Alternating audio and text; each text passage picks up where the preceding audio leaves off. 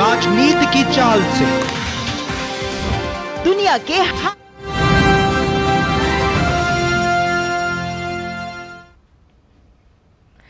नमस्कार, स्वागत है आप सभी का। न्यूज एट 10 देख रहे हैं आप और मैं हूं आपके साथ कृतिका। अगले 1 घंटे में हम जानेंगे कई सारी खबर, जिसमें खासतौर पर बात होगी 24 की चुनौती से जुड़ी हुई खबरों की कि लोकसभा चुनावों से पहले किस तरीके से तमाम पार्टियां इस वक्त चुनाव प्रचार कर रही हैं, और चुनावों के अलावा बाकी खबरों की भी बात करेंगे। लेकिन सबसे पहले नजर डाल लेते हैं हेडलाइंस पर। 24 की चुनौती में प्रधानमंत्री आज जम्मू कश्मीर के उधमपुर में प्रचार के बाद बाड़मेर दौसा की सीटों को साधने के लिए राजस्थान के रण में उतरेंगे। अमित शाह उत्तर प्रदेश और तमिलनाडु, राजनाथ सिंह उत्तराखंड और जेपी नड्डा मध्य प्रदेश के बाद महाराष्ट्र का करेंगे तूफानी दौरा।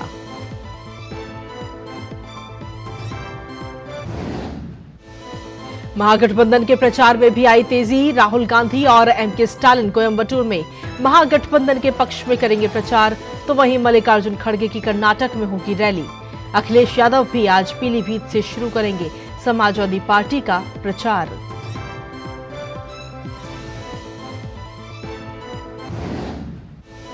बीएसपी ने जारी की उम्मीदवारों की चौथी सूची। पार्टी सुप्रीमो मायावती आज उत्तराखंड में करेंगी अपनी पार्टी का प्रचार। नीतीश और तेजस्वी बिहार की रैलियों में व्यस्त। ममता बनर्जी ने भी झोंकी बंगाल में ताकत।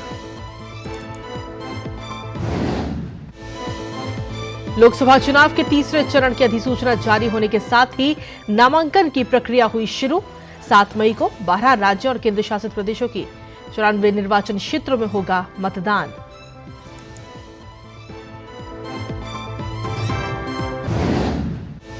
प्रधानमंत्री नरेंद्र मोदी ने कहा, देशवासियों का हक छीनने वालों के खिलाफ नहीं रुकेगी कार्रवाई। हिंदी दैनिक समाचार पत्र को दिए साक्षात्कार में पीएम ने तीसरे कार्यकाल में इस कार्रवाई के और तेज होने की बात कही।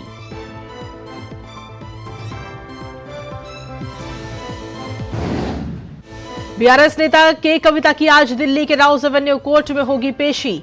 सीबीआई शराब नीति घोटाले में पूछताछ के लिए रिमांड पर लेने की होगी कोशिश।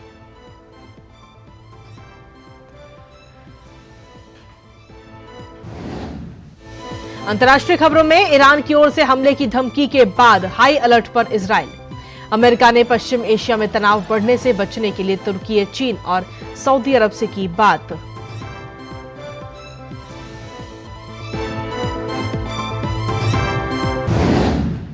और खेल की खबरों में इंडियन प्रीमियर लीग में आज दिल्ली कैपिटल्स और लखनऊ सुपर जॉयंट्स होंगे आमने सामने। कल मुंबई इंडियंस ने रॉयल चैलेंजर्स बेंगलुरु को 7 विकेट से दी थी करारी शिकस्त।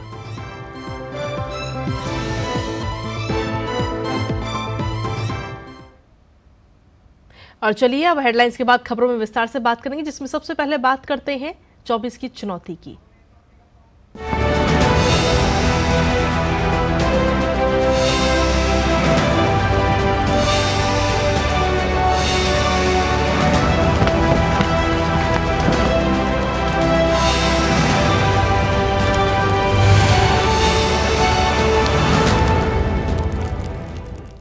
और 24 की चुनौती में सबसे पहले बात जम्मू कश्मीर की करते हैं, जहां पर उधमपुर संसदीय क्षेत्र में 19 अप्रैल को मतदान होना है। और यहां पर भारतीय जनता पार्टी की पकड़ मजबूत करने के लिए प्रधानमंत्री नरेंद्र मोदी आज यहां पर चुनाव प्रचार करेंगे।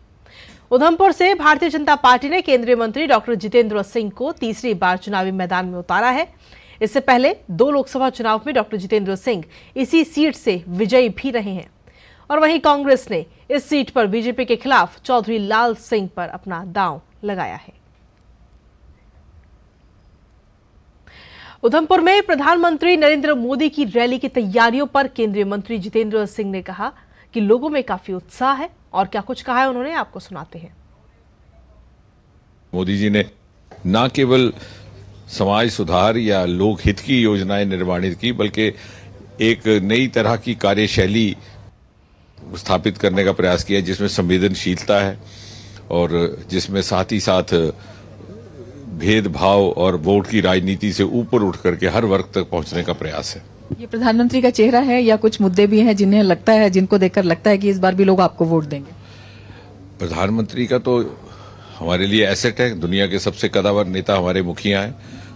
कौन है जो उस बात का गर्व नहीं करेगा, वो तो हमारे लिए एसेट ही है। लेकिन पिछले 10 वर्षों में जो ये कार्य हुए हैं, आज हर जगह इस बात को स्वीकार किया जा रहा है कि देश भर की सर्वाधिक विकसित कॉन्स्टिट्यूएंसीज में एक यहाँ पर एक नहीं, दो नहीं, तीन मेडिकल कॉलेज बनाए गए।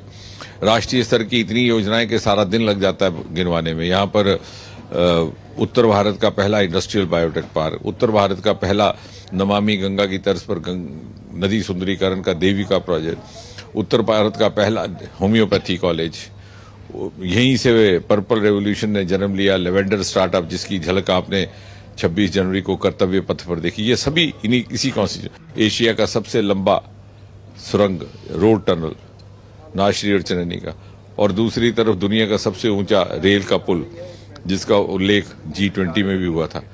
ये सब बातें बड़ी प्रत्यक्ष रूप से हुई हैं और ये सब 10 वर्ष के भीतर हुई हैं। गुलाम नबी आजाद की पार्टी ने भी अपना कैंडिडेट यहाँ पर उतारा है, क्या कुछ उसका असर आप देखते हैं, कुछ असर पड़ेगा? ऐसा है कि 2014 में भी 2019 में भी इन्होंने एक ही कैंडिडेट उतारा था, नाम बदले हुए थे। उस समय यूपीए कहते थे, अब इंडिया ब्लॉक कहते हैं, पहले गठबंधन कहते थे। और पिछली बार भी इस सीट पर जम्मू कश्मीर की आज तक की रिकॉर्ड मार्जिन की हमें विजय प्राप्त हुई थी, और मुझे विश्वास है कि इस बार भी हम पहले से अधिक मार्जिन से ये सीट जीत करके मोदी जी के 400 प्लस के आंकड़े का एक हिस्सा बनेंगे। पहली बार सुंदरीकरण का प्रोजेक्ट उत्तर भारत का देविका नदी को मिला है, उसमें कुछ उठाने लायक तो है ही नहीं। अब तो वो कह रहे हैं कि कोई सड़कें बनी नहीं, वो कह रहे हैं कोई मेडिकल कॉलेज नहीं बना, वो कह रहे हैं कोई टनल नहीं बना, लेकिन उनसे पूछिए कि क्या वो इस टनल का इस्तेमाल नहीं करते। जहां तक कश्मीर घाटी का ताल्लुक है, वहां तो वैसे ही वो आपस में उनका कोई बहुत ज्यादा समन्वय बन नहीं पाया। यहाँ पर उन्होंने प्रयास किया है, लेकिन जैसा मैंने कहा कि पिछली बार भी हम इसके आदी हो चुके हैं। उनका नाम अलग था, लोग यही थे। डॉक्टर जितेंद्र सिंह, जिनका कहना है कि बीजेपी का जो नारा है अब की बार 400 के पार, वो पूरा साबित होने वाला है और उसमें उधमपुर सीट का योगदान विशेष रूप से रहने वाला है। कैमरामैन अनिल के साथ रमा त्यागी, DD न्यूज, उधमपुर। और वहीं जम्मू कश्मीर के बाद प्रधानमंत्री आज राजस्थान के रण में भी उतरेंगे। पहले बाड़मेर में प्रधानमंत्री की रैली होगी और उसके बाद दौसा में रोड शो करेंगे। बाड़मेर में केंद्रीय कृषि राज्य मंत्री और कैलाश चौधरी चुनाव लड़ रहे हैं, तो वहीं कांग्रेस ने उम्मेदवार बेनीवाल को टिकट दिया है। बात करें वहीं दौसा की, तो दौसा वो इलाका है जो सचिन पायलट का गढ़ माना जाता है। यहां कांग्रेस से मुरारी लाल मीणा और बीजेपी से कन्हैया लाल मीणा के बीच मुकाबला है। मुरारी लाल मीणा सचिन पायलट के करीबी नेता माने जाते हैं। ऐसे में यहां प्रधानमंत्री मोदी की ये रैली बेहद ही महत्वपूर्ण मानी जा रही है। लोकसभा चुनाव में राजस्थान की बाड़मेर जैसलमेर सीट देश भर में इस वक्त चर्चा का विषय बनी हुई है। दरअसल पाकिस्तान बॉर्डर से सटे इस संसदीय क्षेत्र में भाजपा प्रत्याशी के पक्ष में रैली करने के लिए प्रधानमंत्री नरेंद्र मोदी आज बाड़मेर पहुंच रहे हैं। प्रधानमंत्री की चुनावी सभा और अन्य मुद्दों पर हमारे संवाददाता ओपी यादव ने बात की रैली के संयोजक और भारतीय जनता पार्टी के राज्यसभा सांसद मदन राठौड़ से। क्या कुछ कहना है उनका, आपको सुनवाते हैं। भारत पाकिस्तान अंतर्राष्ट्रीय सरहद से सटे बाड़मेर जैसलमेर संसदीय क्षेत्र में प्रधानमंत्री नरेंद्र मोदी आज यहां रैली को संबोधित करने आ रहे हैं, और इस रैली के संयोजक हमारे साथ मदन सिंह राठौड़ जो राज्यसभा सांसद है वो मौजूदा ये बात करते हैं। प्रधानमंत्री जी आज यहाँ आ रहे हैं, आप किस तरह की तैयारी है यहाँ? हमारी पूरी तैयारी है, पूरे जिले में बहुत उत्साह है लोकसभा क्षेत्र में, और सभी क्षेत्रों से बसों में रवाना होकर और जनता बड़ी भारी संख्या में यहाँ पहुँचने वाली है। मुख्य कौन कौन से मुद्दे इस क्षेत्र में आप लोगों को लग रहे हैं, और बीते 10 सालों में आपकी सरकार ने जो काम किए हैं जिनको लेकर आप अपनी उम्मीदों को बरकरार रखे हुए हैं फिर से ये सीट जीतने?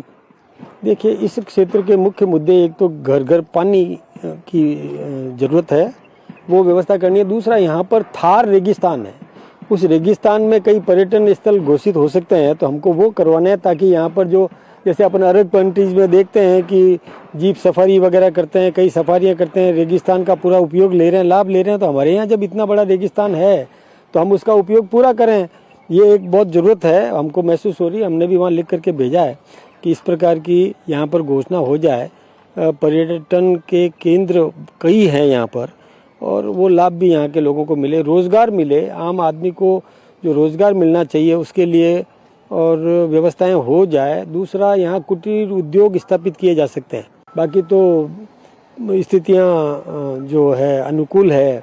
हम भी पिछली बार भी 25 में से 25 सीटें जीत करके गए थे, इस बार भी 25 की 25 सीटें राजस्थान से भी प्रधानमंत्री नरेंद्र भाई मोदी को हम देने वाले हैं। इस प्रकार की हमारी चाक चौबंद व्यवस्था है।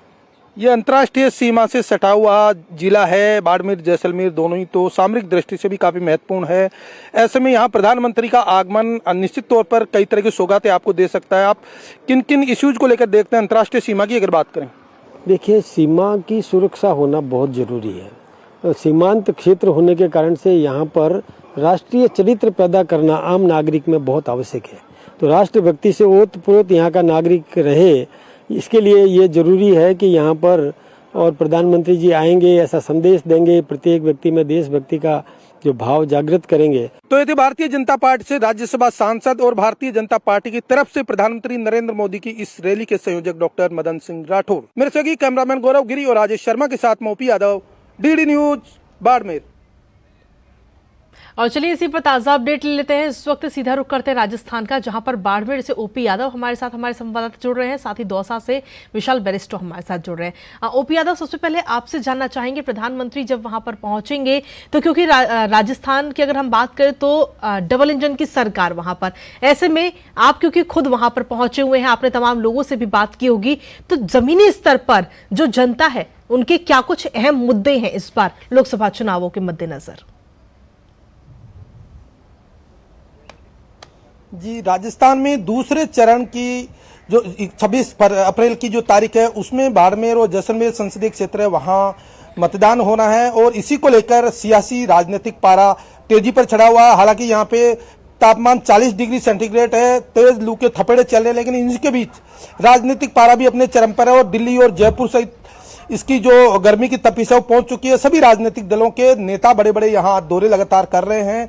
प्रधानमंत्री नरेंद्र मोदी भी आज यहाँ इसी क्रम में आने वाले हैं और यहाँ भाजपा प्रत्याशी कैलाश चौधरी हैं, उनके समर्थन में वो यहाँ रैली करने वाले हैं। यहाँ कांग्रेस की तरफ से जो प्रत्याशी है वो आरएलपी छोड़ के उम्मीदवार आए थे और जो एक निर्दलीय प्रत्याशी है वो रविंद्र भाटी है, वो शिव से विधायक है निर्दलीय, वो भी यहाँ ताल ठोक रहे हैं। 3 व्यक्तियों के चलते यहाँ मुकाबला बेहद त्रिकोणीय बना हुआ है, लेकिन कई सारे ऐसे मुद्दे हैं जिनको लेकर मतदान के दौरान जो प्रत्याशी के समर्थन में देना है नहीं देना उसको आप ध्यान में रखेंगे। ठीक है, ओपी यादव आपके पास में वापस आएंगे और विशाल आपके पास में भी वापस आएंगे, लेकिन इसी बीच एक बड़ी खबर सामने आ रही है जहां पर आपको बता दें कि इस वक्त आप मंत्री आतिशी प्रेस कॉन्फ्रेंस कर रही हैं। क्या कुछ कह रही हैं, एक बार उनको सुन लेते हैं।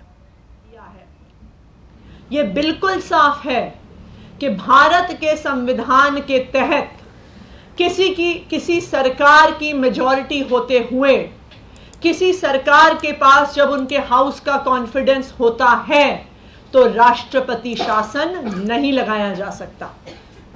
2016 में भी उत्तराखंड में जब राष्ट्रपति शासन लगाया गया था तो उत्तराखंड हाई कोर्ट ने फ्लोर टेस्ट ऑर्डर किया था और सरकार के पास फ्लोर टेस्ट में कॉन्फिडेंस मोशन सक्सेस होने के बाद राष्ट्रपति शासन के आदेश को खारिज कर दिया गया था।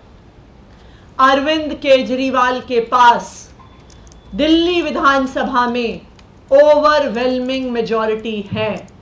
अरविंद केजरीवाल दिल्ली विधानसभा का ओवरवेलमिंग कॉन्फिडेंस एंजॉय करते हैं। तो मैं भारतीय जनता पार्टी को ये बता दूं कि अगर आप ये राजनीतिक साजिश करने की कोशिश करते हैं तो वो गैर कानूनी होगा, गैर संवैधानिक होगा और दिल्ली की जनता के स्पष्ट जनादेश के खिलाफ होगा। दूसरा, मैं दिल्ली के लोगों को भी बताना चाहती हूं कि आपको इन राजनीतिक साजिशों से डरने की जरूरत नहीं है। जब तक अरविंद केजरीवाल जी दिल्ली के बेटे के तौर पे खड़े हैं, चाहे वो जेल के अंदर हो चाहे वो जेल के बाहर हो, वो दिल्ली वालों के हक की लड़ाई लड़ते रहेंगे। चाहे हमें इस लड़ाई को सड़क पर लड़ना पड़े, चाहे हमें इस लड़ाई को कोर्ट में लड़ना पड़े, चाहे हमें इस लड़ाई को संसद में लड़ना पड़े, लेकिन दिल्ली वालों को उनका हक मिलके रहेगा। दिल्ली की महिलाओं को जो अरविंद केजरीवाल जी ने 1000 रुपए महीने देने का वादा किया है, यह अरविंद केजरीवाल की गारंटी है। दिल्ली की महिलाओं को 1000 रुपए महीने जरूर मिलेंगे, चाहे भारतीय जनता पार्टी कितने भी षड्यंत्र कर ले, चाहे आम आदमी पार्टी की सरकार को गिराने की, राष्ट्रपति शासन लाने की।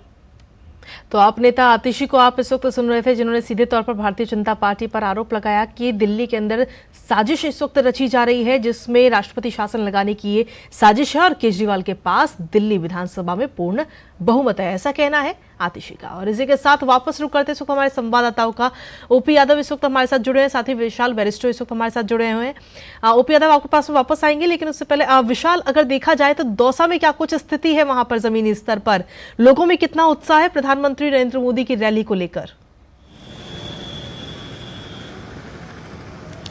देखिए, जब हम प्रधानमंत्री की बात करते हैं तो वो एक स्टार अट्रैक्शन है जहाँ पर भी वो जाएं, चाहे वो राजस्थान में हो चाहे किसी अन्य राज्य में हो। लेकिन आज प्रधानमंत्री नरेंद्र मोदी का दौसा में रोड शो है और ये रोड शो बीजेपी कैंडिडेट के लिए बहुत अहम साबित होने वाला है, क्योंकि यहाँ एक टाइट कॉन्टेस्ट चल रहा है बीजेपी और कांग्रेस के बीच में। कांग्रेस के मुरारी मीणा का मुकाबला है एक कन्हैया लाल मीणा बीजेपी से। हालांकि ये मीणा स्ट्रांग होल्ड है, लेकिन ये एक जनरल सीट है। मीणा राजस्थान के अंदर शेड्यूल ट्राइब में आते हैं, लेकिन ये जनरल सीट है और ये एक इंटरेस्टिंग मुकाबला है, सीधा मुकाबला है कांग्रेस और बीजेपी के बीच में। तो प्रधानमंत्री की मौजूदगी जाहिर सी बात है जो बीजेपी के कैंडिडेट है उनको फ़ायदा पहुंचा सकती है और इसी वजह से बीजेपी पूरा जोर लगा रही है कि राजस्थान में कैसी भी 25 के 25 सीटें उसकी झोली में आए। पिछले चुनाव में 24 सीटों पर बीजेपी जीत हासिल करी थी। इस बार बीजेपी की नजरें पूरी 25 सीटों पर है। राजस्थान में 25 सीटें हैं। पहला चरण 19 तारीख को है और दूसरा चरण 26 तारीख को। जी ठीक है, आपके पास वापस आएंगे। अभी ओपी यादव, अगर देखा जाए तो जिस तरीके से बताया कि 25 सीटों पर ही जीत बनाने की कोशिश कहीं ना कहीं भारतीय जनता पार्टी कर रही है, क्योंकि इस बार एक बड़ा लक्ष्य रखा गया है, 400 पार का ये लक्ष्य रखा गया है, जिसमें राजस्थान भी अपनी अहम भूमिका कहीं ना कहीं निभाता हुआ नजर आएगा। ओपी यादव जी, आपने बिल्कुल सही कहा। जो 25 सीटें हैं उनमें अलग अलग संभाग के हिसाब से न केवल यहाँ चुनावी रैलियां आयोजित की जा रही है, बल्कि अलग अलग मुद्दों के हिसाब से यहाँ राजनीतिक दलों ने अपने अपने एजेंडे बनाकर प्रचार भी किया है। ये बाड़मेर और जैसलमेर संसदीय क्षेत्र की बात करूं तो मैं 71,601 वर्ग किलोमीटर का एरिया है और ये भारत पाकिस्तान अंतर्राष्ट्रीय सीमा पर है, जहां जैसलमेर में 464 किलोमीटर की और बाड़मेर में 228 किलोमीटर की अंतर्राष्ट्रीय सीमा टच करती है। इसलिए ये भारत के लिए सामरिक दृष्टि और राजनयिक दृष्टि से न केवल महत्वपूर्ण है, बल्कि बीजेपी के लिए इस सीट को जीतना बहुत ही जरूरी भी है। और यही वजह की लगातार न केवल यहाँ बीजेपी के प्रत्याशी अपना प्रचार कर रहे हैं, बल्कि कांग्रेस और जो निर्दलीय प्रत्याशी वो भी ताल ठोकर अपना दमदारी के साथ मजबूती से लोगों के बीच जा रहे हैं। लेकिन सबसे बड़ी बात यहाँ पर यह है कि ये जो जैसलमेर है ये पर्यटन के हिसाब से काफी महत्वपूर्ण है और यहाँ पर हवाई कनेक्टिविटी ज्यादा बढ़े। इसके अलावा मरूड टूरिज्म, जिसको डेजर्ट टूरिज्म बोलते हैं, उसको बढ़ावा मिले। इसके अलावा जो अन्य मुद्दा है वो यहाँ रोजगार का मुद्दा है, क्योंकि यहाँ रिफाइनरी बन रही है, उसमें तकरीबन 24,000 श्रमिक काम कर रहे हैं, 1 बटालियन के बराबर इंजीनियर काम कर रहे हैं। तो ऐसी में वहां रोजगार की अपार संभावना है और इसी को लेकर यहाँ लोगों ने मुद्दा बना रखा है। इसके अलावा सौर ऊर्जा का भी यहाँ बहुत बड़ा पावर हब बन रहा है, तो सौर ऊर्जा के जरिए किसानों को बिजली दी जाए और सस्ते में और फ्री में दी जाए, इसको लेकर भी लोगों ने मुद्दा बना रखा है। इसके साथ ही साथ यहाँ ये मरु प्रदेश है, यहाँ पर विषम परिस्थितियां होती है, बारिश कम होती है, पानी की उपलब्धता 0 के बराबर होती है। तो कम पानी में ज्यादा से ज्यादा सर्वाइव कैसे करें, ऐसी जिजीविका इनकी रहती है। तो इसलिए पानी का मुद्दा भी यहाँ बना हुआ है। तो तमाम तरह के जो मुद्दे हैं जिनको लेकर जनता अपने अपने वादों को लेकर जो प्रत्याशी उनके सामने रख रही है। लेकिन जो बीते 10 साल की अगर बात करें तो बीजेपी के प्रत्याशी है, उनका कहना है कि मैंने 10 साल में वो सब चीजें पूरी की है जो वादे किए थे। प्रधानमंत्री नरेंद्र मोदी के कुशल मार्गदर्शन में हमने जो जनता की और आम जन की जरूरत की चीजें थी उनको पूरा करने का न केवल प्रयास किया, बल्कि आगे भी इसको मिशन मोड पर हम पूरा करेंगे। वही कांग्रेस प्रत्याशी भी अपने अपने वादे जो मैनिफेस्टो में उन्होंने किए उनको पूरा करने की बात करें। वहीं जो निर्दलीय प्रत्याशी है युवाओं के दम पे बीजेपी के वोट में सेंध लगाने की कोशिश कर रहे हैं। और ये जो क्षेत्र है यहाँ पर सबसे ज्यादा 4.5 लाख मतदाता जाट कम्युनिटी से हैं, 3 लाख राजपूत हैं, 2,17,000 मुस्लिम हैं और 6.5 लाख ओबीसी हैं। तो यहाँ पे त्रिकोणीय मुकाबला बेशक है, लेकिन जो अंत में निर्णायक मतदाता करेगा वो जातिगत समीकरणों का बहुत बड़ा आधार बन जाएगा और विकास का मुद्दा भी यहाँ महत्वपूर्ण होने वाला है। जी, हालांकि देखना होगा कि जनता क्या फैसला लेगी, उसके लिए इंतजार करना होगा हमें 4 जून का। विशाल, अगर देखा जाए तो दौसा की अगर हम बात करें तो सचिन पायलट का गढ़ इसे कहा जाता है, तो ऐसे में दोनों ही पार्टियों ने मीणा प्रत्याशियों को उतारा है, तो कितनी कड़ी टक्कर आप देखते हैं इसे? देखिए, मैं आपको पहले ये बता दूं कि ये राजेश पायलट का गढ़ होता था और राजेश पायलट कांग्रेस के कद्दावर नेता थे। राजेश पायलट का गढ़ इसलिए था कि हालांकि वो राजस्थान से नहीं थे, लेकिन उन्होंने दौसा को चुना अपना संसदीय क्षेत्र। और उसके बाद सचिन पायलट उनके बेटे हैं, उन्होंने बागडोर संभाली। मीणाओं और गुर्जर के बीच में एक ज़बरदस्त संघर्ष चला, खूनी संघर्ष। 3-3, 4-4 बार पूरे हिंदुस्तान ने देखा कि किस तरह से शेड्यूल ट्राइब कैटेगरी को लेकर दोनों ही जातियों में संघर्ष हुआ। लेकिन अब समीकरण बदल गए हैं और अब जो है वो मीणा स्ट्रांग होल्ड है, दौसा वहाँ पर गुर्जर कैंडिडेट नहीं है। बावजूद इसके बीजेपी पूरा जोर इसलिए लगा रही है क्योंकि बीजेपी को लगता है कि एक सीट इम्पॉर्टेंट है। कल हमारी बात हुई थी विनय सहस्त्रबुद्धे से, जो चुनावी इंचार्ज है बीजेपी के, और उन्होंने ये कहा था कि बीजेपी चाहती है कि अपना ही जो वोट परसेंटेज है वो बढ़ाए और इसके लिए बूथ लेवल तक हम लोग काम कर रहे हैं। एक सीट इम्पॉर्टेंट है और सीट के साथ वोटिंग परसेंटेज भी खास इम्पॉर्टेंट है। जी, चलिए, बहुत बहुत शुक्रिया आप दोनों का तमाम जानकारी और अपडेट्स हमारे दर्शकों तक पहुंचाने के लिए। तो सीधे तौर पर देखा जाए तो प्रधानमंत्री नरेंद्र मोदी जब राजस्थान पहुंचेंगे, बाड़मेर और दौसा, तो वहां पर आखिर किन मुद्दों को जनता के सामने रखेंगे, किन मुद्दों को ध्यान में रखते हुए वो जनता से समर्थन की अपील करेंगे, ये वाकई देखने वाली बात होगी और इस पर हमारी नजर भी लगातार बनी हुई। लेकिन फिलहाल न्यूज एट 10 में वक्त एक छोटे से ब्रेक का हो गया। आप बने रहिए हमारे साथ और देखते रहिए DD न्यूज।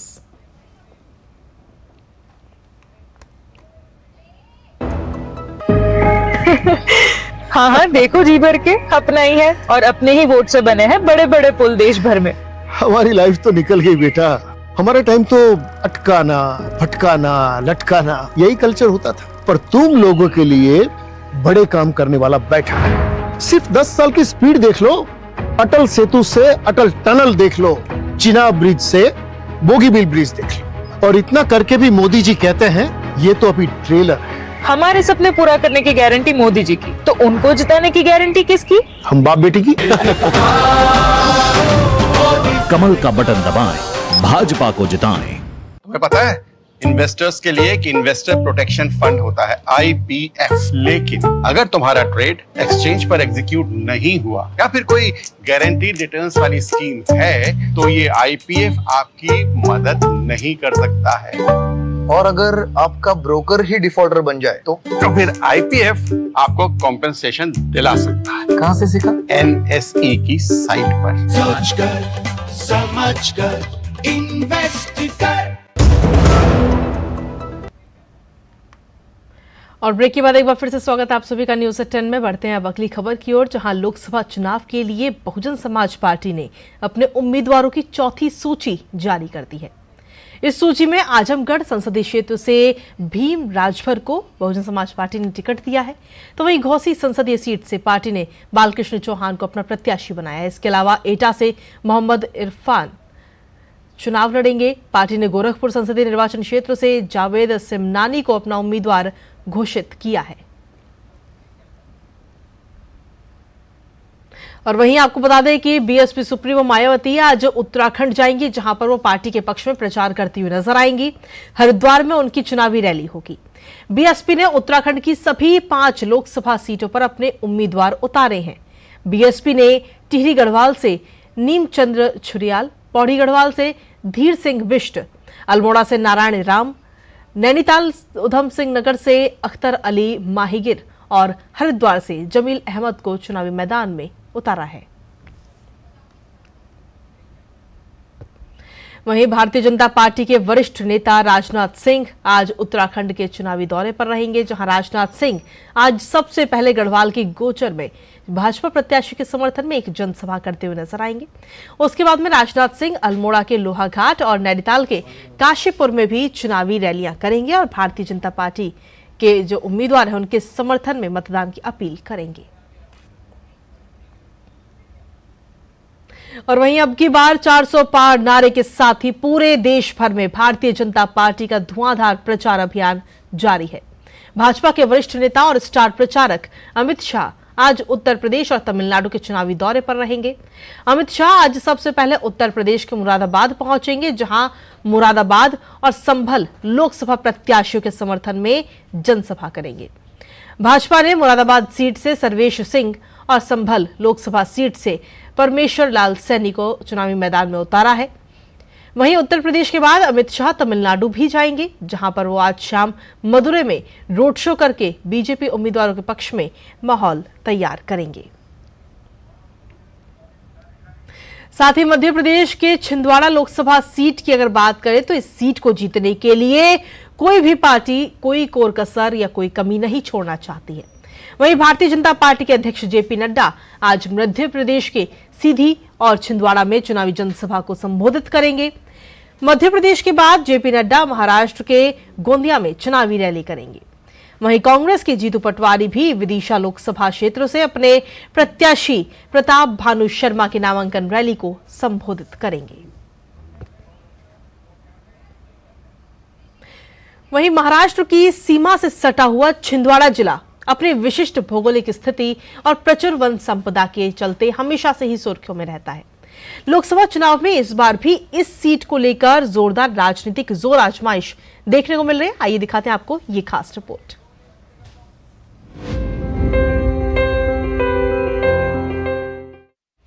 नागपुर से सटे छिंदवाड़ा लोकसभा सीट में कुल 7 विधानसभा क्षेत्र हैं। नवगठित पांडुर्ना और छिंदवाड़ा की इन विधानसभा सीटों में ग्रामीण मतदाताओं की संख्या अधिक है। कृषि प्रधान इस जिले की अर्थव्यवस्था का मूलाधार खेती और ग्रामीण व्यवसाय है।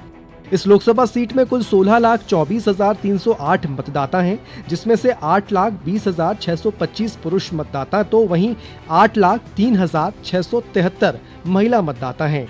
छिंदवाड़ा लोकसभा सीट पर कांग्रेस अंगद की तरह पैर जमाकर बैठी है। हर बार बीजेपी को यहां से मात खानी पड़ती है। सिर्फ एक उपचुनाव को छोड़ दिया जाए तो यहां पर कभी भी बीजेपी का कमल नहीं खिला। आपातकाल के बाद 1977 में जब देश में आम चुनाव हुए, उस दौरान खुद तत्कालीन प्रधानमंत्री इंदिरा गांधी रायबरेली से चुनाव हार गई थीं। सेंट्रल इंडिया में भी कांग्रेस सभी सीटों पर चुनाव हारी, लेकिन एकमात्र छिंदवाड़ा लोकसभा सीट ऐसी थी जहां पर कांग्रेस का कब्जा बरकरार रहा। 1980 में कांग्रेस के वरिष्ठ नेता कमलनाथ ने छिंदवाड़ा लोकसभा सीट से चुनाव लड़ा और 2019 तक वे छिंदवाड़ा से सांसद रहे। कमलनाथ पहली बार साल 1980 में छिंदवाड़ा लोकसभा सीट से चुनाव मैदान में उतरे। वे लगातार 9 बार सांसद और बड़े मंत्रालयों में मंत्री रहे। कांग्रेस यहां पर 1997 में सिर्फ एक लोकसभा उपचुनाव हारी। वहीं 2019 से कमलनाथ के बेटे नकुलनाथ छिंदवाड़ा सांसद हैं। छिंदवाड़ा लोकसभा सीट के चुनाव नतीजों पर नजर डालें तो 1952 से लेकर 2019 तक यहां पर कांग्रेस ने कब्जा जमाए रखा। एक नजर इस सीट के राजनीतिक इतिहास पर भी। 1952 में कांग्रेस के रायचंद भाई सांसद चुने गए। 1957 में कांग्रेस के नारायण राव वाडिया सांसद बने। 1962 में कांग्रेस के विभुलाल लक्ष्मी चंद सांसद बने। 1967 में कांग्रेस के गार्गी शंकर मिश्र सांसद चुने गए। 1980 से 1991 तक कांग्रेस नेता कमलनाथ सांसद बने। 1996 में कांग्रेस की अलकानाथ सांसद बनी। 1997 में भाजपा के सुंदरलाल पटवा सांसद चुने गए। 2019 में कांग्रेस के नकुलनाथ सांसद बने। महाराष्ट्र राज्य की सीमा से लगे छिंदवाड़ा जिले में सबसे ज्यादा खेती की जाती है, लेकिन कृषि से जुड़े कोई भी उद्योग नहीं होने की वजह से किसानों को समस्याओं का सामना करना पड़ता है। लोकसभा चुनाव 2024 का शंखनाद हो चुका है। लोकसभा चुनाव के पहले चरण में जिन सीटों पर मतदान होना है, उनमें छिंदवाड़ा अहम सीट है। जाहिर है सभी राजनीतिक दलों के प्रत्याशी इस सीट के लिए पूरी जोर आजमाइश में जुटे हुए हैं। देखना है इस बार यहां से भाजपा को सफलता हासिल होती है या कांग्रेस का कब्जा बरकरार रहता है। छिंदवाड़ा से महेंद्र राय के साथ bureau report, DD news Bhopal.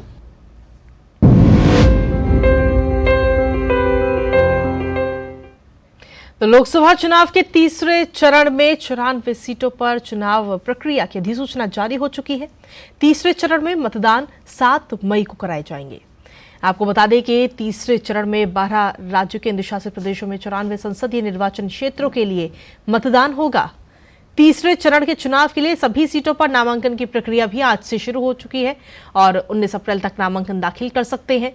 तीसरे चरण में जिन सीटों के लिए मतदान कराया जाना है उनमें असम, बिहार, छत्तीसगढ़, दादरा एवं नगर हवेली और दमन एवं दीव, गोवा, गुजरात, जम्मू एवं कश्मीर, कर्नाटक, महाराष्ट्र, मध्य प्रदेश, उत्तर प्रदेश और पश्चिम बंगाल शामिल हैं।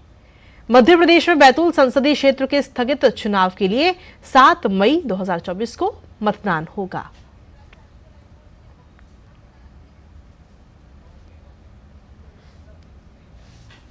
और चलिए अब बात करते हैं दक्षिणी की, जहां तमिलनाडु की सभी सीटों पर 19 अप्रैल को मतदान होगा। मतदाताओं को लुभाने और अपनी बात उन तक पहुंचाने के लिए अब चेन्नई में चुनाव प्रचार भी चरम पर है। यहां पर प्रत्याशी गली गली और मोहल्ले में लोगों के पास सीधा पहुंच रहे हैं।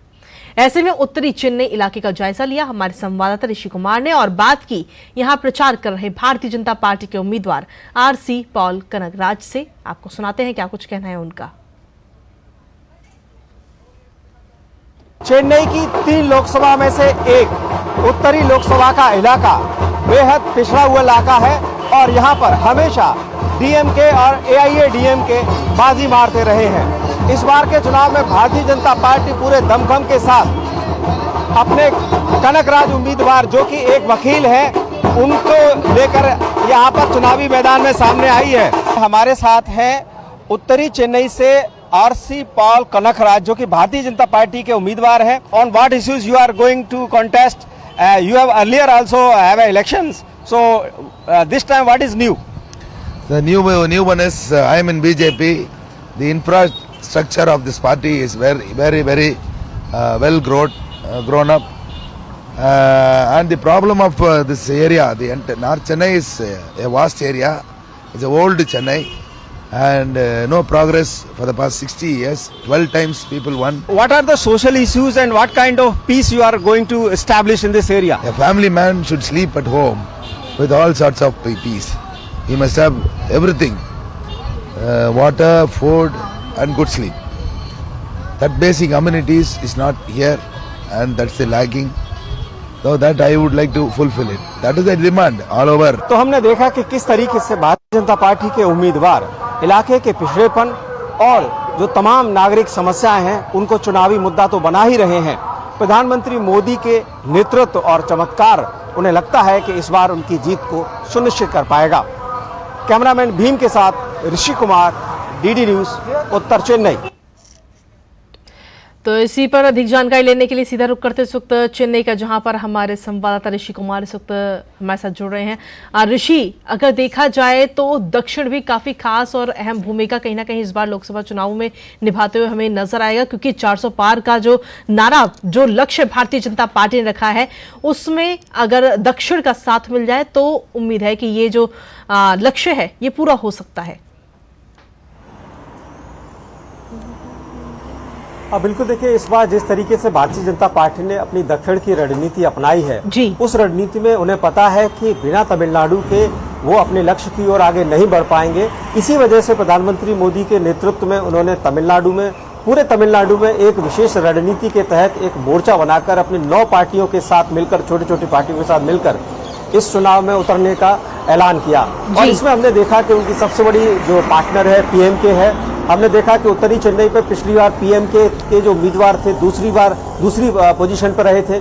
ऐसे तमाम जगह पर है जहां पर पीएमके ने डीएमके को टक्कर दी थी। तो ऐसे में जो एक बड़ा फोर्स के तौर पर बीजेपी के साथ पीएमके एक अलाइंस बनकर उभरा है, ऐसे में जब उनका साथ रहेगा और निश्चित तौर से जो 9 दलों का, जो नवरत्नों का जो एक कॉम्बो लेकर बीजेपी इस राज्य में फाइट कर रही है। और ऐसे में जो हमने देखा है कि प्रधानमंत्री मोदी लगातार यहाँ पर रोड शो और रैलियां कर रहे हैं, उसके बाद एक नई उम्मीद भारतीय जनता पार्टी के लिए इस बार के चुनाव में देखी जा रही है। हालांकि पिछली बार भारतीय जनता पार्टी यहाँ पर खाता नहीं खोल पाई थी और उससे पहले चुनाव में एक सीट उनको मिली थी, जबकि एआईएडीएमके के साथ उनका अलायंस था। तो इस बार का चुनाव क्या उनकी दक्षिण की जो विजय है उसका सपना पूरा कर पाएगा? निश्चित तौर से बेहद महत्वपूर्ण है इस बार का चुनाव। जी ऋषि, अगर देखा जाए तो दक्षिण के आखिर क्या कुछ अहम मुद्दे हैं वहां पर? देखिए, दक्षिण की अगर बात करें, खासतौर से तमिलनाडु की जो मुद्दे हैं उसमें भ्रष्टाचार एक बहुत बड़ा मुद्दा है और परिवारवाद भी दूसरा एक बहुत बड़ा मुद्दा है। इसके अलावा बीजेपी ने कुछ ऐसे मुद्दों को जो बहुत ज्यादा जनता से जुड़े हुए हैं, चाहे वो इलाके का पिछड़ापन हो, नागरिक समस्याएं हो, और जो सबसे बड़ा मुद्दा है, चूंकि तमिलनाडु में बड़ी तादाद में मछुआरे यहाँ पर अपनी रोजी रोटी को फिशिंग के जरिए आगे बढ़ाते हैं, तो कच्चा तीवू का जो मुद्दा है उसको बीजेपी ने प्रमुखता से रखा है और इस बात को यहाँ के मछुआरी समुदाय में बड़ी शिद्दत से इस बार को एड्रेस किया गया और उन्होंने सराहा है कि कोई एक पार्टी है जो उनकी इस इतनी बड़ी समस्या को एड्रेस कर रही है। जी बिल्कुल, चलिए बहुत बहुत शुक्रिया ऋषि, तमाम जानकारी और अपडेट्स हमारे दर्शकों तक पहुंचाने के लिए। और इसी के साथ चलिए न्यूज एट 10 में सीधा रुख इस वक्त की बड़ी खबर का कर लेते हैं, जहां जो खबर आ रही है इस वक्त दिल्ली से। सीबीआई ने के कविता को इस वक्त राउस एवेन्यू कोर्ट में पेश किया है और 5 दिन की रिमांड कोर्ट से मांगी है। तो ये बड़ी खबर इस वक्त आप तक पहुंचा रहे हैं। आपको बता दें कि सीबीआई ने के कविता को इस वक्त राउस एवेन्यू कोर्ट में पेश किया है। तो दिल्ली आबकारी नीति मामले में ये पेशी हुई है और इस वक्त सीधे तौर पर ये बड़ी खबर आप तक पहुंचा रहे हैं। सीबीआई ने बीते कल के कविता को गिरफ्तार किया था। इससे पहले ईडी की हिरासत में के कविता थी और उसके बाद में अब कहीं ना कहीं ये कहा जा सकता है कि के कविता की जो मुश्किलें हैं वो अभी फिलहाल कम होने का नाम नहीं ले रही हैं। फिलहाल सीबीआई ने 5 दिनों की रिमांड की मांग की है। हालांकि कितने दिनों की रिमांड दी जाएगी ये देखने वाली बात होगी। सीबीआई का कहना है कि आम आदमी पार्टी को 100 करोड़ की रिश्वत दिलाने में के कविता की अहम भूमिका थी। तो सीबीआई की तरफ से ये पक्ष रखा गया है। हालांकि अब देखना होगा कि कितने दिनों की रिमांड सीबीआई को मिलती है के कविता की, तो ये देखने वाली बात होगी। लेकिन फिलहाल ये बड़ी खबर आप तक पहुंचा रहे हैं, जहां पर के कविता को इस वक्त राउस एवेन्यू कोर्ट में पेश किया गया है। सीबीआई ने बीते कल के कविता को गिरफ्तार किया था और उसके बाद में अब आज राउस एवेन्यू कोर्ट में उनकी पेशी हुई, जहां पर 5 दिन की रिमांड मांगी गई है। इससे पहले लगातार ईडी की हिरासत में के कविता चल रही थी और बीते महीने मार्च में के कविता को गिरफ्तार किया गया था। तो कहीं ना कहीं लगातार मुश्किलें इस वक्त के कविता की बढ़ती नजर आ रही हैं। हाल ही में उन्होंने अंतरिम जमानत की भी याचिका दायर की थी, लेकिन वो भी खारिज कर दी गई थी। कोई राहत अभी तक फिलहाल के कविता को मिलती हुई नजर नहीं आ रही है, बल्कि इसके उलट जो मुश्किलें हैं के कविता की वो लगातार बढ़ रही हैं। हालांकि अब आज कोर्ट की तरफ से कितने दिन की रिमांड दी जाएगी ये वाकई देखने वाली बात होगी। फिलहाल 5 दिनों की रिमांड जरूर मांगी गई है सीबीआई की तरफ से। हालांकि आपको यह भी बता दें कि इससे पहले सीबीआई जो है के कविता से जेल में जाकर के ही पूछताछ वो कर चुकी है।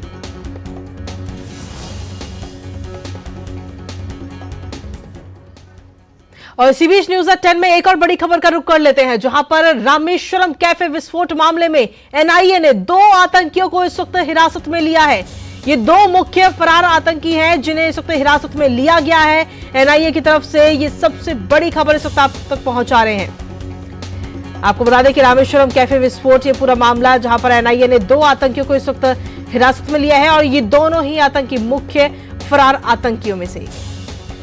एनआईए ने दोनों आतंकियों को कोलकाता के पास से हिरासत में लिया है और अब आगे इनसे पूछताछ होगी, कोर्ट में इन्हें पेश किया जाएगा। तो ये बड़ी खबर आप तक पहुंचा रहे हैं।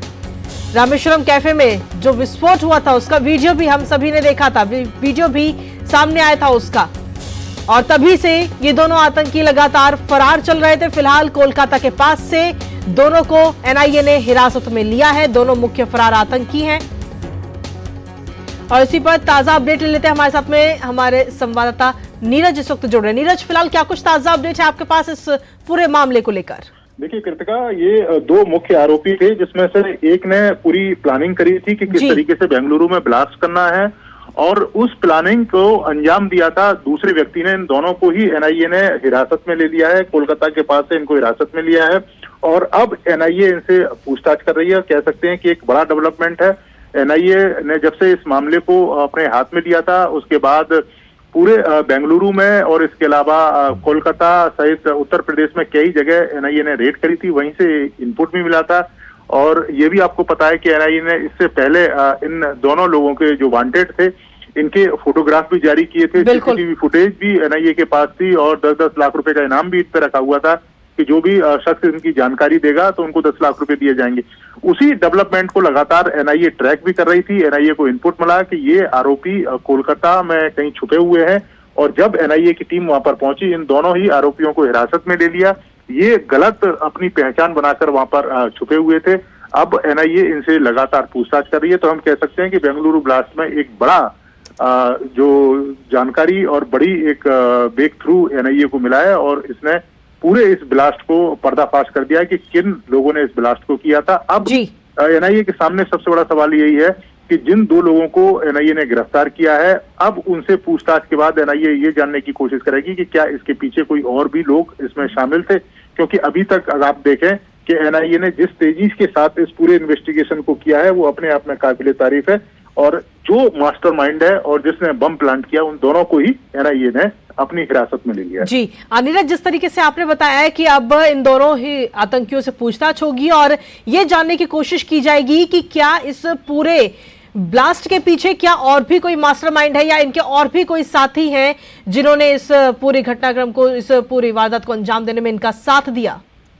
देखिए बिल्कुल एनआईए ये जानने की कोशिश करेगी। हालांकि अभी तक जो इनपुट मिला है एनआईए का ये कहना है कि ये जो आरोपी हैं ये जरूरी नहीं है कि केवल ये दो ही इस पूरे मामले में शामिल हो, इससे ज्यादा भी लोग हो सकते हैं, क्योंकि कौन इनको सपोर्ट कर रहा था, कौन इन लोगों को जो तमाम जो जानकारी है वो मुहैया करा रहा था, तो ये अपने आप में काफी महत्वपूर्ण है। अब एनआईए हिरासत में लेकर पूछताछ करेगी कि आखिर इनका मकसद क्या था, कौन लोग इस पूरी साजिश के पीछे थे।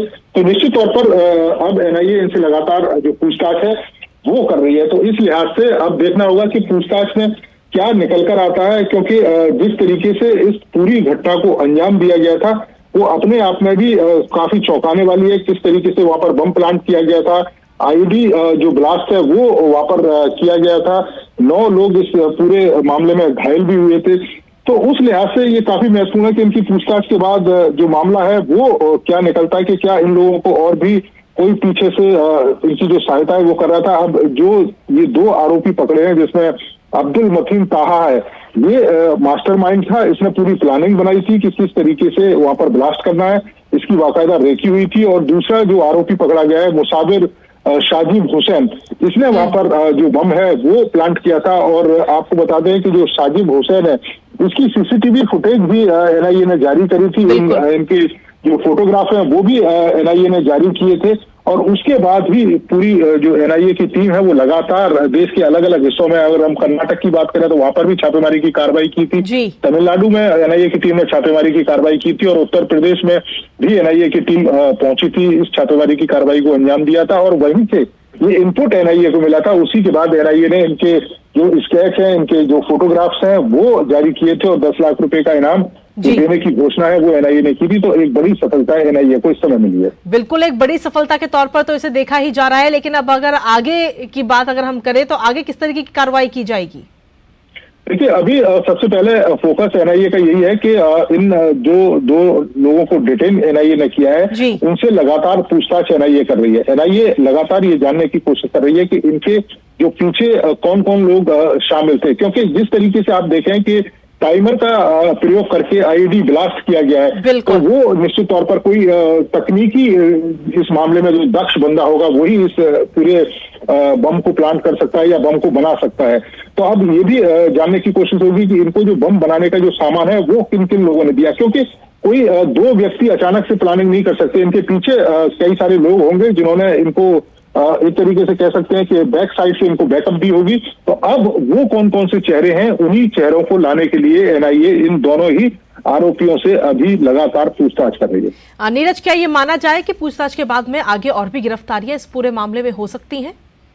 बिल्कुल हो सकती है, क्योंकि आप देखें कि जिस तरीके से एनआईए ने इन दोनों को पकड़ा है, जिस तेजी के साथ उन्होंने कार्रवाई की है, और एनआईए का ये कहना है कि वो इन दोनों से लगातार पूछताछ कर रही है कि इनके पीछे कौन कौन से लोग शामिल हैं। हालांकि एनआईए ने अभी बहुत ज्यादा जानकारी देने से इनकार कर दिया है। एनआईए का ये कहना है कि इस जानकारी को थोड़ा सा गुप्त रखा जाएगा, क्योंकि अगर ये जानकारी बाहर निकल कर आ गई तो जिन लोगों ने इसको सपोर्ट किया होगा, इन दोनों को तमाम चीजें मुहैया कराई होंगी या बेसिक जो चीजें उपलब्ध कराई होंगी वो अंडरग्राउंड हो सकते हैं। इस लिहाज से एनआईए बहुत ज्यादा नहीं बता रही, लेकिन एनआईए ये जरूर कह रही है कि ये सिर्फ 2 ही लोग नहीं हैं, इनके पीछे एक बड़ा जो संगठन है वो हो सकता है।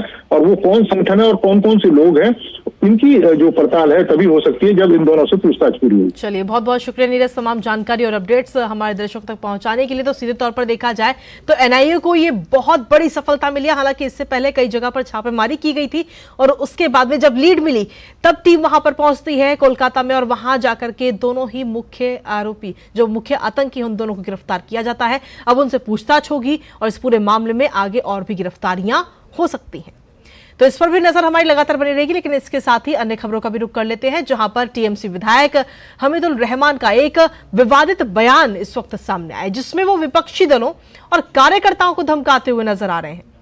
अपने इस बयान में उन्होंने भारतीय जनता पार्टी, कांग्रेस और सीपीएम के नेताओं और कार्यकर्ताओं से कहा है कि सेंट्रल फोर्स 26 तारीख तक है।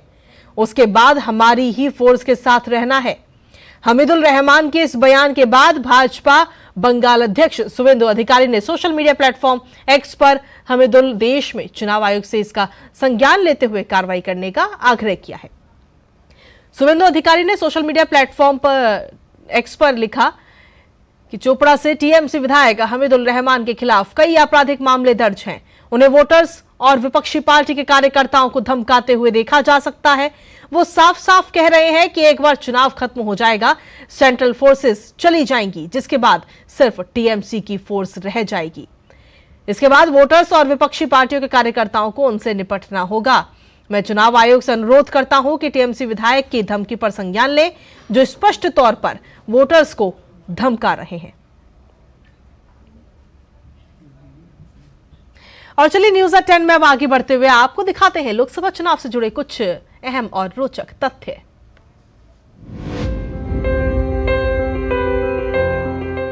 18वीं लोकसभा के चुनावों की तैयारी पूरे देश भर में जोरों पर है, जिसके तहत देश भर में 7 चरणों में मतदान होना है। अगर लोकसभा चुनावों से जुड़े कुछ रोचक तथ्यों की बात करें तो क्षेत्रफल की दृष्टि से देश के 5 सबसे बड़े निर्वाचन क्षेत्रों की बात की जाए तो लद्दाख लोकसभा क्षेत्र 1,73,000 से ज्यादा वर्ग किलोमीटर में फैला है। वहीं राजस्थान की बाड़मेर लोकसभा सीट 71,000 वर्ग किलोमीटर से अधिक क्षेत्र में फैली हुई है।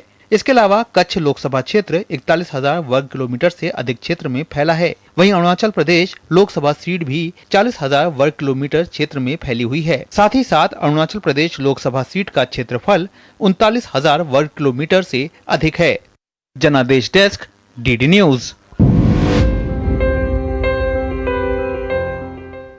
और लोकसभा चुनाव यानी 24 की चुनौती में अब आपको दिखाते हैं भारतीय चुनाव आयोग का एक वो वीडियो जिसमें चेन्नई में एक अनूठी मतदाता जागरूकता पहल में स्कूबा गोताखोरों ने समुद्र में गोता लगाते हुए नीलांकरई में 60 फीट पानी के अंदर जाकर मतदान प्रक्रिया को अंजाम दिया है। और इसी के साथ फिलहाल 24 की चुनौती में इतना ही।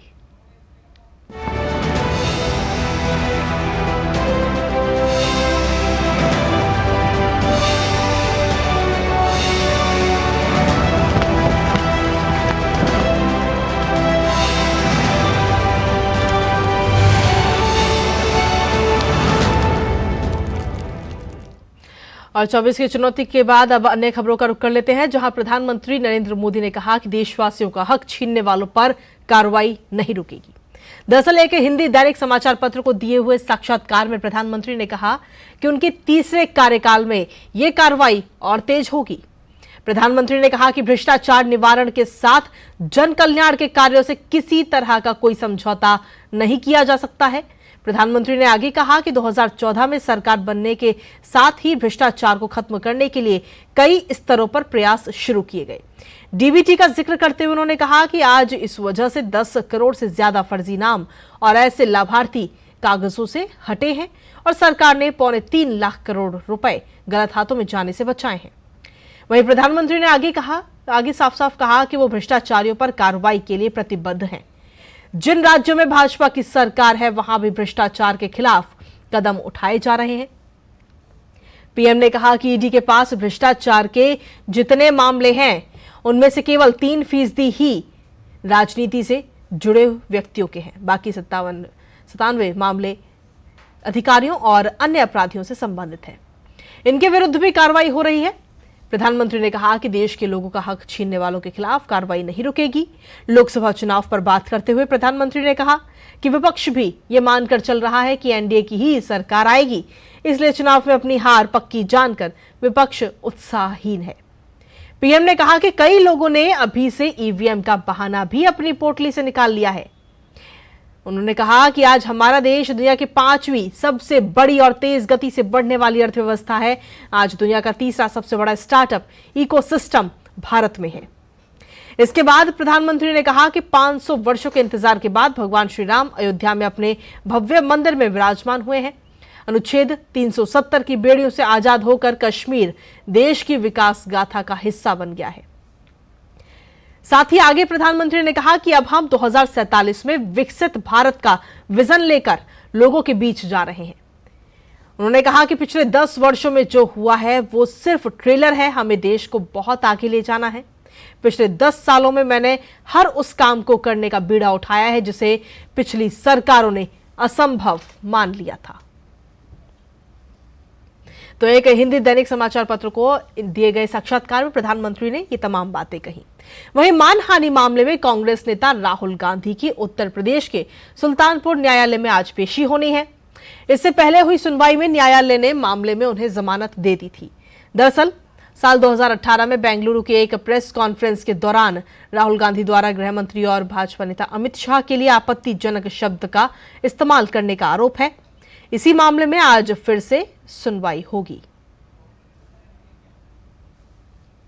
और न्यूज़ एट 10 में आगे बढ़ते हुए अब रुख कर लेते हैं अंतर्राष्ट्रीय खबरों का, जहां ईरान द्वारा इजराइल को दी गई हमले की धमकियों के बाद अमेरिका की चिंता बढ़ गई है। अमेरिकी विदेश मंत्री एंटनी ब्लिंकेन ने पिछले 24 घंटों में तुर्की, चीन और सऊदी अरब के विदेश मंत्रियों से इस बारे में बात की और ये स्पष्ट किया कि मध्य पूर्व के ताजा घटनाक्रम किसी भी देश के हित में नहीं है। चिंताओं के बीच अमेरिकी विदेश मंत्रालय ने गुरुवार को कहा कि ईरान द्वारा इजराइल को दी गई धमकियों के बाद वॉशिंगटन तनाव बढ़ने से चिंतित है। और अब बात खेलों की कर लेते हैं, जहां पर इंडियन प्रीमियर लीग यानी आईपीएल में आज दिल्ली कैपिटल्स और लखनऊ सुपर जॉयंट्स आमने सामने होंगे। ये मैच लखनऊ में खेला जाएगा। आईपीएल के इस सीजन में लखनऊ का अब तक का सफर अच्छा रहा है। अंक तालिका में तीसरे स्थान पर मौजूद लखनऊ सुपर जॉयंट्स ने 4 में से 3 मैचों में जीत हासिल की है। तो वहीं इससे विपरीत दिल्ली कैपिटल्स की टीम इस सीजन में बुरे दौर से गुजर रही है। टेबल में आखिरी पायदान पर काबिज दिल्ली कैपिटल्स ने अब तक 5 मैच खेले हैं, जिसमें से उसे महज 1 मैच में ही जीत मिली है। आज के मैच में दिल्ली की टीम अपनी दूसरी जीत की तलाश में उतरेगी। तो वहीं लखनऊ की नजर लगातार चौथी जीत हासिल करने पर होगी। और वहीं आईपीएल में गुरुवार को खेले गए मैच में मुंबई इंडियंस ने रॉयल चैलेंजर्स बेंगलुरु को 7 विकेट से हरा दिया। टॉस हारकर पहले बल्लेबाजी करने उतरी आरसीबी ने निर्धारित 20 ओवर में 8 विकेट खोकर 196 रन बनाए। इसके जवाब में मुंबई ने 15.3 ओवर में 3 विकेट खोकर 199 रन बनाकर मैच अपने नाम कर लिया। मुंबई की जीत के हीरो ईशान किशन और रोहित शर्मा रहे। दोनों ने टीम को दमदार शुरुआत दिलाई। दोनों के बीच पहले विकेट के लिए 101 रनों की साझेदारी हुई। ईशान किशन 7 चौके और 5 छक्के के साथ 69 रन बनाकर आउट हुए। तो वहीं हिटमैन 38 रन बनाकर पवेलियन लौटे। तीसरे नंबर पर बल्लेबाजी के लिए आए सूर्य कुमार यादव ने विस्फोटक बल्लेबाजी करते हुए 52 रनों की दमदार पारी खेली। वहीं किर्गिस्तान में चल रहे एशियाई कुश्ती चैंपियनशिप के पहले दिन ही भारतीय पहलवानों ने 3 पदक अपने नाम कर लिए। दमदार प्रदर्शन जारी है। पुरुषों के फ्री स्टाइल इवेंट में भारत के उदित ने रजत पदक जीतने में सफलता पाई। 57 किलोग्राम भार वर्ग के फाइनल में उदित को जापान की यूमिया के हाथों हार झेलनी पड़ी। वहीं 70 किलोग्राम भार वर्ग के फ्री स्टाइल इवेंट में अभिमन्यु ने कांस्य पदक अपने नाम कर लिया। अभिमन्यु ने तीसरे स्थान के लिए मैच में उज्बेकिस्तान की कुलदाशेव को 6-5 के करीबी अंतर से हराया। भारतीय पहलवान विक्की ने एशियाई कुश्ती चैंपियनशिप के 97 किलोग्राम भार वर्ग के फ्री स्टाइल स्पर्धा में कांस्य पदक हासिल किया। विक्की ने किर्गिस्तान के अरोनोव को 10-1 के बड़े अंतर से हराया। और वहीं मोंटे कार्लो मास्टर्स में आज क्वार्टर फाइनल मुकाबले खेले जाएंगे। दिन के पहले मैच में ग्रीस टेनिस खिलाड़ी स्टेफानोस सित्सिपास और रूस के करेन खचानोव आमने सामने होंगे। प्री क्वार्टर फाइनल में खचानोव ने डेनिल मेदवेदेव को हराकर अंतिम 8 में अपनी जगह बनाई है। वहीं अंतिम 16 के मैच में सित्सिपास जर्मनी के अलेक्जेंडर ज्वेरेव को हराकर क्वार्टर फाइनल में अपना स्थान बनाया है। मोंटे कार्लो मास्टर्स में ही एक अन्य क्वार्टर फाइनल में डेनमार्क के होल्गर रूने का सामना इटली के जेनिक सिनर से होगा। वहीं मोंटे कार्लो मास्टर्स में आज तीसरा क्वार्टर फाइनल मैच सर्बिया के दिग्गज टेनिस खिलाड़ी नोवाक जोकोविच और ऑस्ट्रेलिया के एलेक्स डी मिनोर के बीच खेला जाएगा। नॉर्वे के कैस्पर रूड आज Monte Carlo masters tennis tournament के अंतिम 8 के चौथे मैच में फ्रेंच खिलाड़ी उगो हम्बर्ट से भिड़ेंगे।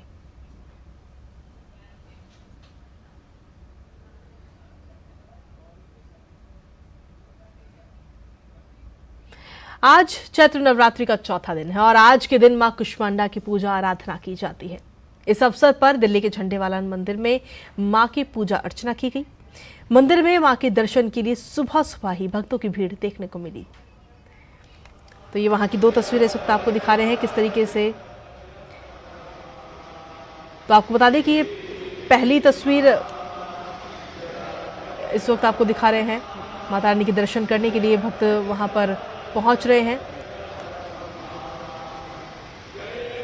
और दूसरी तस्वीर ये दिल्ली के झंडेवालान मंदिर की है, जहां पर भक्त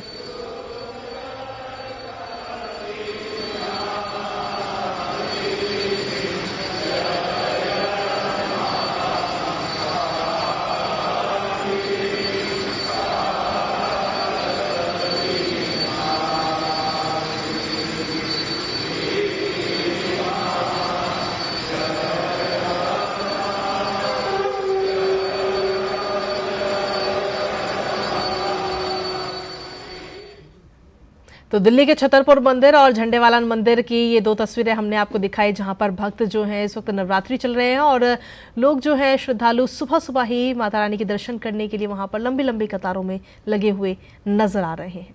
इसी के साथ फिलहाल न्यूज़@10 में मेरे साथ इतना ही। देश दुनिया की तमाम खबरों के लिए बने रहिए डीडी न्यूज़ के साथ। नमस्कार।